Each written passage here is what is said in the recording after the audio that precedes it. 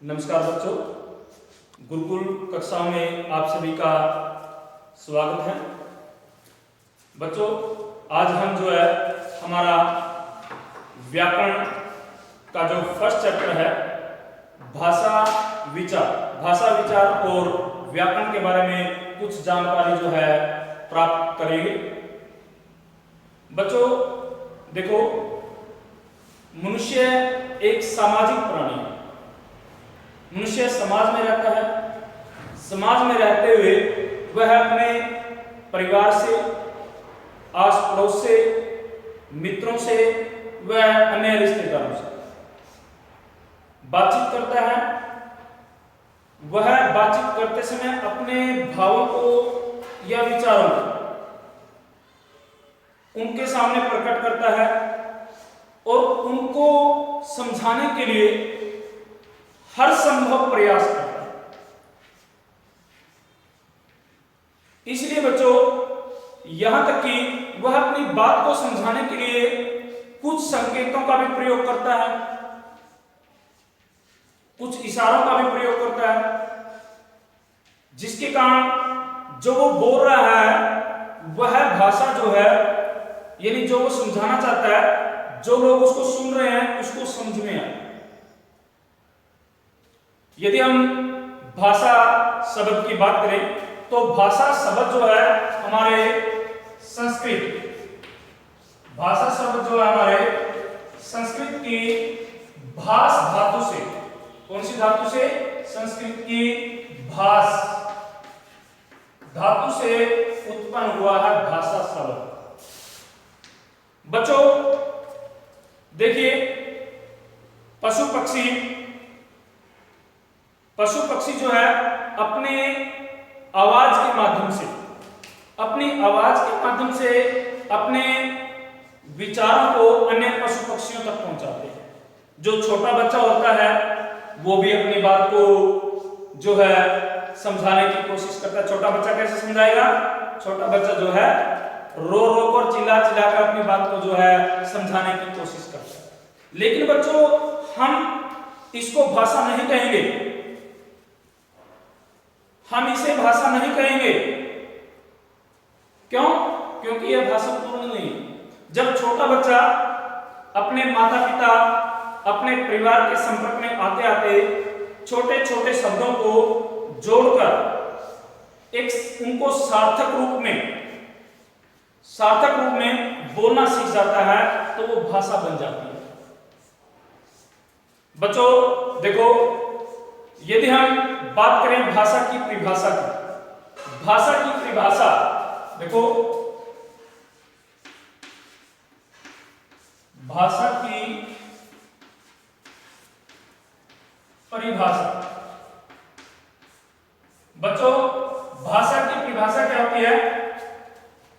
भाषा वह साधन है जिसके द्वारा हम अपने विचारों को बोलकर या लिखकर दूसरों के सामने प्रकट करते हैं, यानी दूसरों को बताते हैं, और दूसरा व्यक्ति उन्हीं बातों को सुनकर या पढ़कर उसके अर्थ को समझता है, वो भाषा कहलाती है। बच्चों, विश्व में अनेक भाषाएं जो है बोली जाती हैं। हिंदी, अंग्रेजी, जर्मन, फ्रांसीसी, संस्कृत, रूसी इत्यादि। यदि हम भारत की बात करें तो भारत में भी अनेक भाषाएं जो है बोली जाती हैं, जैसे हिंदी, अंग्रेजी, पंजाबी, मराठी, गुजराती, तमिल, तेलुगु इत्यादि। बच्चों, ये था भाषा और विश्व के अंदर बोली जाने वाली भाषाएं, भारत में बोली जाने वाली भाषाएं। अब हम बात करते हैं भाषा के रूप, यानी भाषा के प्रकार।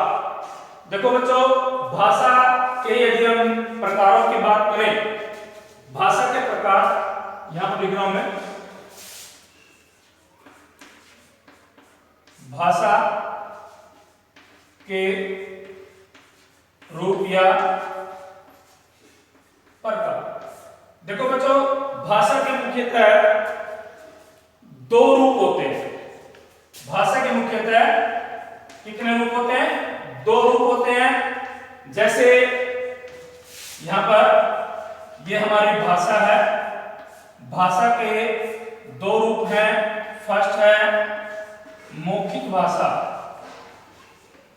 मौखिक भाषा, और सेकंड है लिखित भाषा,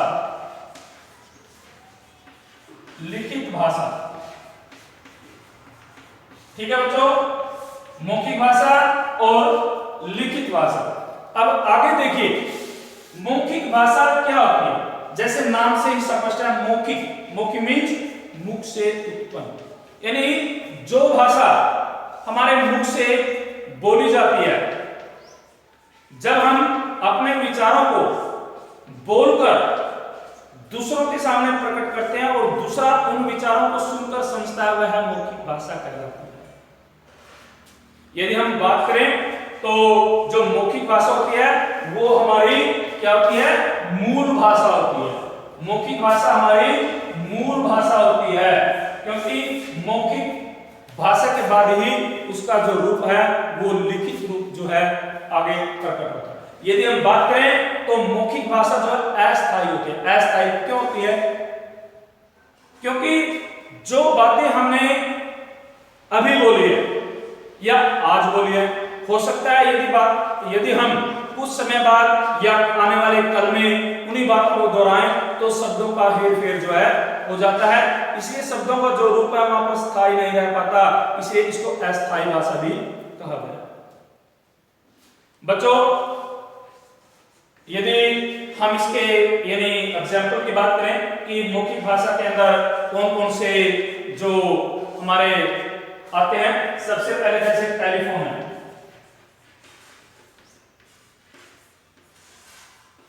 टेलीफोन, टेलीफोन की भाषा जो है मौखिक है। रेडियो, टेलीफोन, रेडियो, भाषण,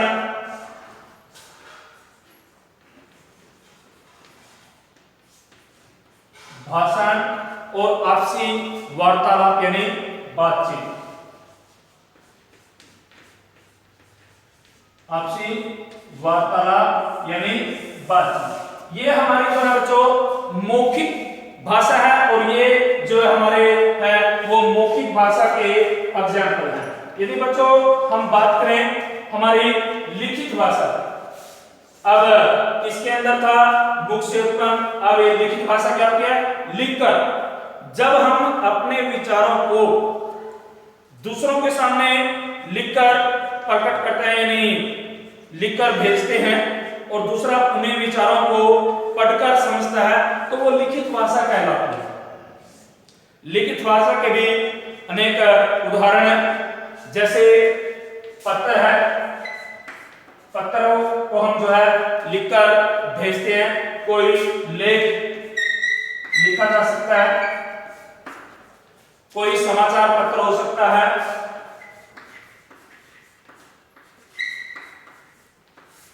समाचार पत्र। उसके बाद कोई पुस्तकें हो सकती है,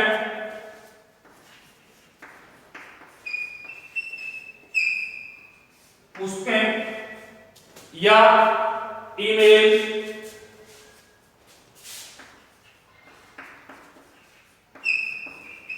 ईमेल इत्यादि। ये हमारे जो है लिखित भाषा के उदाहरण हैं। बच्चों, ये हमारे दो रूप थे भाषा के, जो मुख्य रूप थे। उसके बाद आता है एक और रूप आता है हमारा, वो होता है हमारा सांकेतिक भाषा। सांकेतिक भाषा,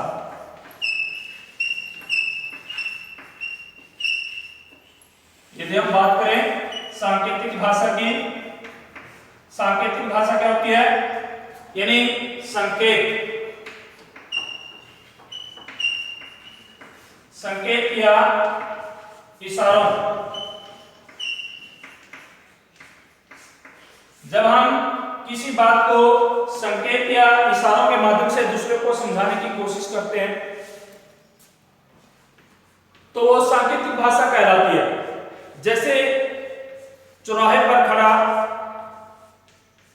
पुलिस यानी ट्रैफिक पुलिस का कर्मचारी जो इशारों से यानी संकेतों से आने जाने वाले ट्रैफिक को जो है रास्ता दिखा रहा है। जैसे वो कभी ऐसे इशारा करता है, कभी दाएं कभी बाएं। अब जैसे कोई व्यक्ति है, मान लीजिए किसी को पानी पीना है या चाय पीनी है तो वो ऐसे इशारा करता है। मीन्स क्या है, देखिए ऐसे जब इशारा किया हम यह नहीं समझ पाते कि उसने जो है पानी मांगा है या चाय मांगी है या अदर्स। इसलिए सांकेतिक भाषा जो है हमारे व्याकरणिक दृष्टि से इसको भाषा के रूप में स्थान जो है नहीं दिया गया है। हम केवल सांकेतिक भाषा से जो है पूरी जानकारी प्राप्त नहीं कर सकते, इसलिए सांकेतिक भाषा का व्याकरण में महत्व नहीं। आगे बच्चों हम बात करते हैं हमारी मातृभाषा की। मातृभाषा, देखो मातृभाषा क्या होती है।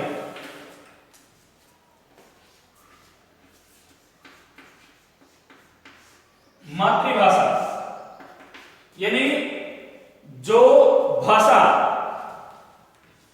हम अपने मां से या परिवार से सीखते हैं उसे हम मातृभाषा कहते हैं। हर परिवार की यानी जैसे हम हिंदी भाषी परिवार के अंदर पैदा हुए तो हमारी भाषा जो है मातृभाषा वो हिंदी होगी। यदि कोई बच्चा कश्मीरी परिवार में पैदा हुआ है तो उसकी मातृभाषा जो है वो कश्मीरी होगी। यदि कोई बच्चा पंजाबी परिवार में पैदा हुआ है तो उसकी मातृभाषा जो है वो पंजाबी होगी। इसलिए जो मातृभाषा होती है यानी मातृभाषा जो भी हम जिस भी परिवार के अंदर पैदा होते हैं और उस परिवार में जो भाषा बोली जाती है वही हमारी मातृभाषा कहलाती है। बच्चों आगे देखें, यदि हम बात करें तो नेक्स्ट जो आती है हमारी वो आती है हमारी राष्ट्रभाषा।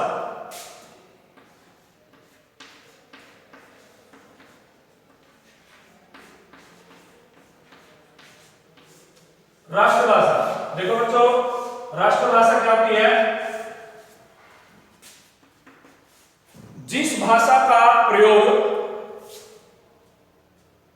अधिक से अधिक लोग जो है करते हैं, यानी जो भाषा देश के अधिकतर लोगों के द्वारा बोली जाती है वो भाषा हमारी राष्ट्रभाषा कहलाती है। हर राष्ट्र की यानी हर देश की अपनी अपनी राष्ट्रभाषा होती है। जैसे भारत की राष्ट्रीय भाषा कौन सी है, वो है हिंदी। अमेरिका की राष्ट्रभाषा कौन सी है, अंग्रेजी। जापान की जापानी।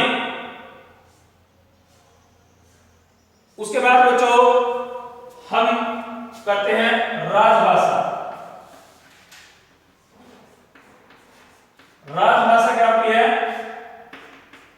यदि हम बात करें राजभाषा की तो राजभाषा जिस भाषा का प्रयोग हम सरकारी कामकाज के लिए या सरकारी कार्यालयों में करते हैं वह भाषा हमारी राजभाषा कहलाती है।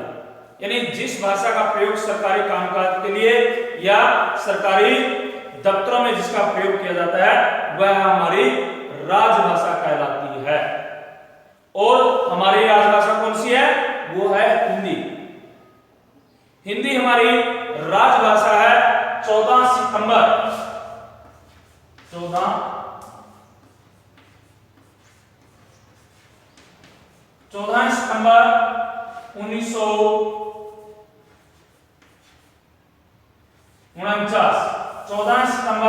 1949 को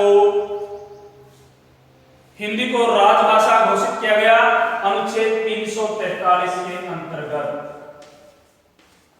यानी अनुच्छेद 343 के अंतर्गत हिंदी को जो है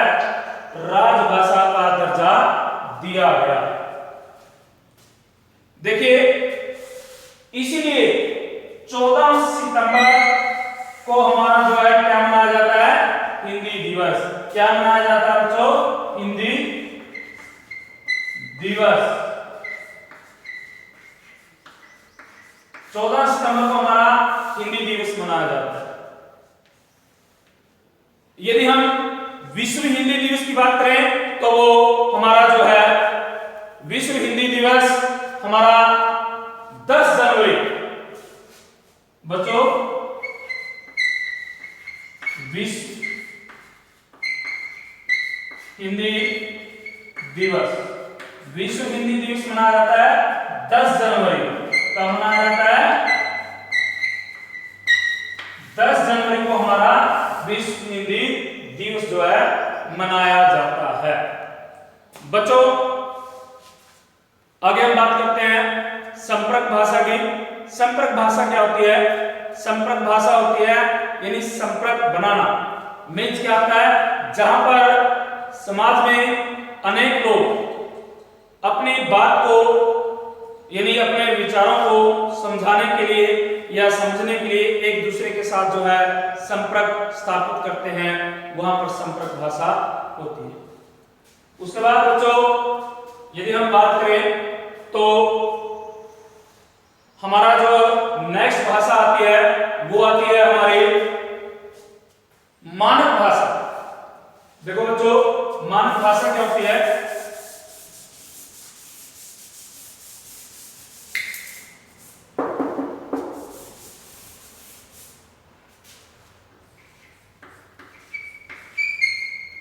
मानक भाषा,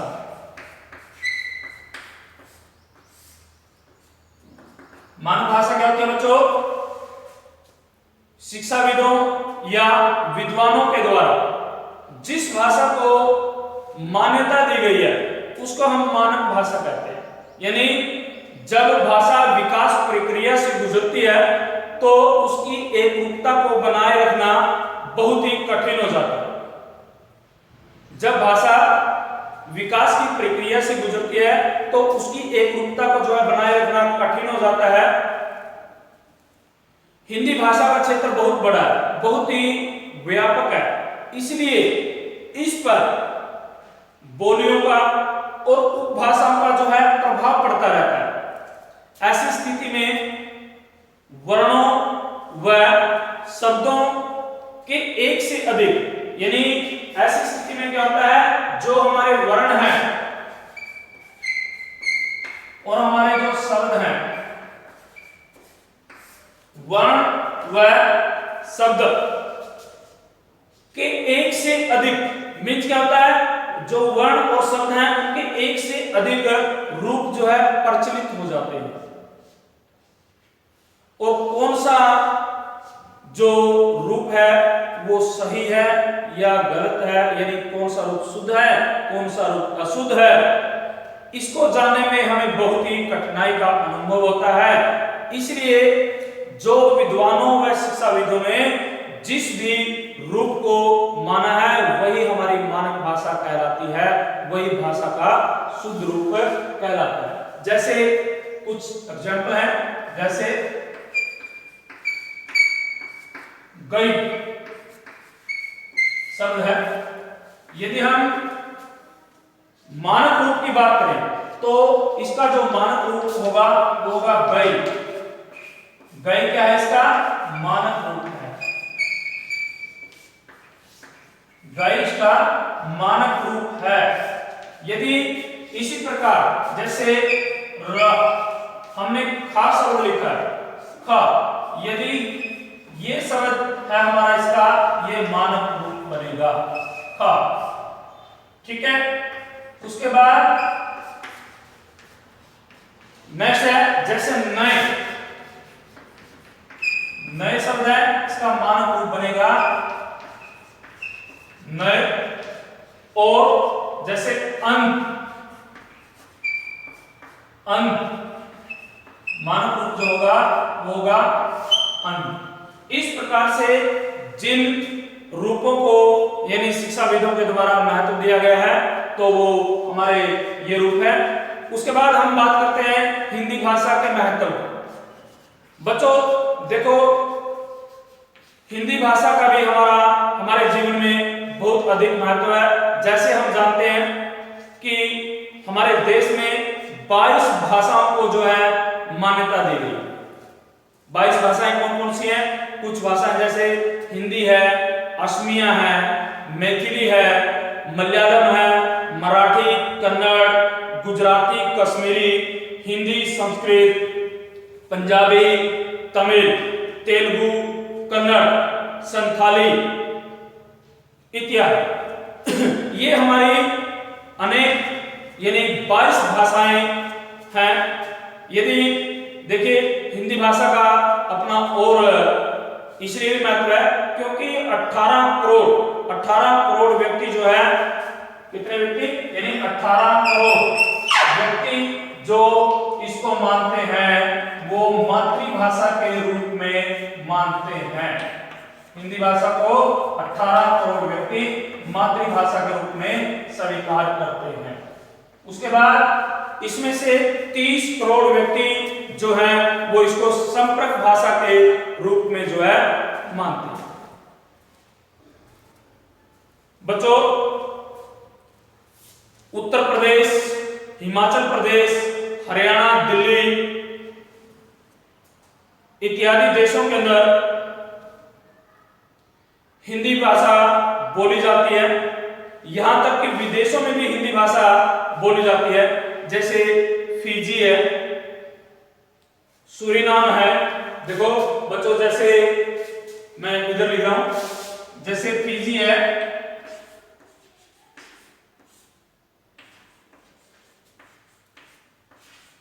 सूरीनाम है, जैसे फिजी, सूरीनाम, मलेशिया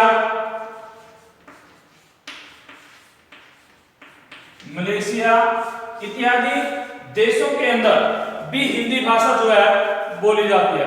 यहां तक कि फिजी देश की यदि राजभाषा की बात करें तो फिजी देश ने हिंदी को जो है राजभाषा बनाया है। इसलिए हमारी जो हिंदी भाषा है उसका शब्द भंडार भी बहुत है। प्रत्येक वर्ण के लिए एक मात्रा दी गई है। इसलिए हम कहते हैं कि हमारे देश में, हमारे जीवन में हिंदी भाषा का बहुत ही अधिक महत्व है। बच्चों, आज हम यहीं तक करेंगे। उसके बाद जो हमारा आगे के कुछ पॉइंट्स जो हैं इसमें, जैसे बोली है, उपभाषा है, लिपि है, साहित्य है, व्याकरण है, वो हम इसके सेकंड पार्ट में करेंगे। तब तक के लिए धन्यवाद।